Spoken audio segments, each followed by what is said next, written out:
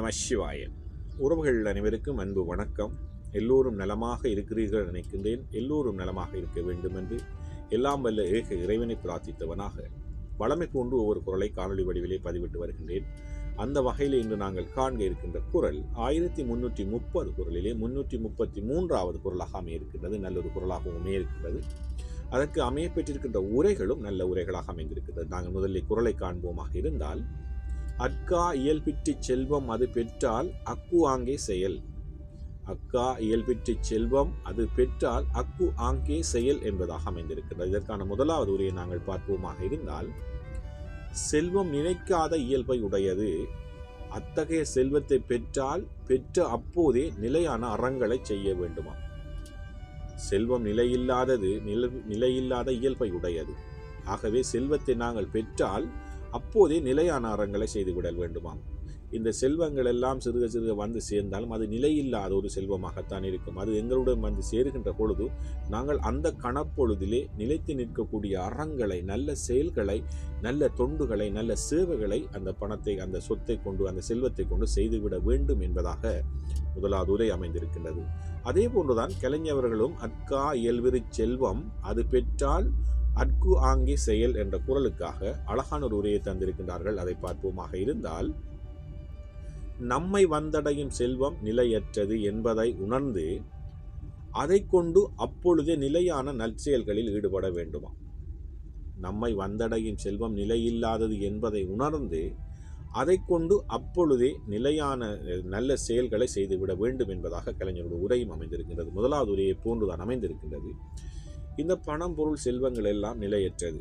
இன்று வரும், நாளை போகும். அவ்வாறு எங்களிடம் இன்று வருகின்ற செல்வத்தை அந்த கணத்திலே, அந்த பொழுதிலே நாங்கள் நிச்சயமாக நல்ல விடயங்களை, நல்ல சேவைகளை, நல்ல தொண்டுகளை, நிலைத்து நிற்கக்கூடிய செயல்களை நாங்கள் செய்துவிட வேண்டும் என்பதாகத்தான் கலைஞருடைய உரையும் அமைந்திருக்கின்றது.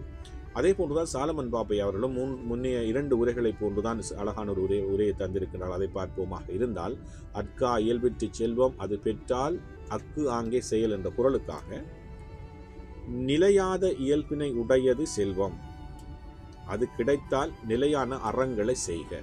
சுருக்கமாக தந்திருக்கின்றார். நிலையில்லாத இயல்பை உடையது செல்வம் அது கிடைத்தால் நிலையான அறங்களை செய்க என்பதாக சாலமன் பாப்பனோட உரை அமைந்திருக்கின்றது. உண்மையிலே நிலையில்லாத செல்வங்கள் எங்களிடம் வந்து சேருகின்ற பொழுது அந்த கணத்திலே நாங்கள் நல்ல விடயங்களை, நல்ல செயல்களை நாங்கள் செய்துவிட வேண்டும் என்பதைத்தான் சாலமன் பாப்பனோட உரையும் அமைந்திருக்கின்றது.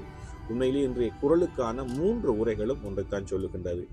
நிலையில்லாத செல்வங்களை சேர்த்து வைத்து நாங்கள் போகின்ற பொழுது இதையும் கொண்டு போகப் போவதில்லை. இன்று எங்களிடம் இருக்கின்ற செல்வம் நாளை எங்களை விட்டு போய்விடும். இதுதான் உண்மையும் நியதியும் கூட.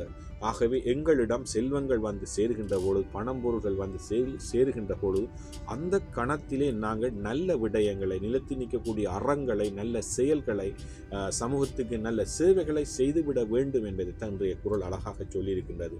பலர் எங்களுடைய சமுதாயத்திலே தான் மட்டும் வாழ்ந்தால் போதும், தனக்கு வேண்டும் என்று இவர் எப்படி போனாலும் பரவாயில்லை, தான் மட்டும் நல்லா இருந்தால் போதும் என்ற மாதிரி பணம், பொருட்களை சேர்த்து வைத்துக் கொள்வார். இறுதி காலத்திலே ஒன்றும் இல்லாதவர்களாக, எதுவும் கொண்டு செல்லாதவர்களாக போய்விடுவார்கள். அவ்வாறான நிலைமை எங்களுக்கு வரக்கூடா என்பதைத்தான் இந்த குரல் அழகாக சொல்லியிருக்கின்றது. எங்களிடம் வருகின்ற நிலையில்லாத செல்வங்களை வைத்து அந்த கணத்திலே, அந்த பொழுதிலே, அந்த நேரத்திலே நாங்கள் எவ்வாறான நல்ல விடயங்களை செய்ய முடியுமோ அவ்வாறான நல்ல விடயங்களை செய்ய வேண்டும் என்பதைத்தான், நிலைத்து நிற்கக்கூடிய நல்ல விடயங்களை, அறங்களை செய்ய வேண்டும் என்பதைத்தான் இந்த குரல் அழகாக சொல்லியிருக்கிறது. நல்லொரு குரலாக அமைந்திருக்கின்றது. எங்களுக்குள்ளே ஏதோ ஒரு மாற்றங்களை, எங்களிடம் வருகின்ற செல்வங்களை வைத்து சிறிய சிறிய நல்ல விடயங்களை அதை செய்வதற்கு எங்களுடைய மனம் மாறும் என்று நினைக்கிறேன். அதை எங்களுடைய இந்த குரல் எங்களை செம்மைப்படுத்தும், திருத்தும் என்று நினைக்கிறேன். அவ்வாறான குரலாக அமைந்திருக்கின்றது. அக்கா இயல்பிற்று செல்வம் அது பெற்றால் அக்கு ஆங்கே செயல். குரலை உள்வாங்கிக் கொண்டு வாழ்க்கை பயணத்தை நல்லபடியாக தொடர்வோம். ஓம் நம சிவாய. நன்றி, வணக்கம். அடுத்த குரலை சந்திக்கலாம்.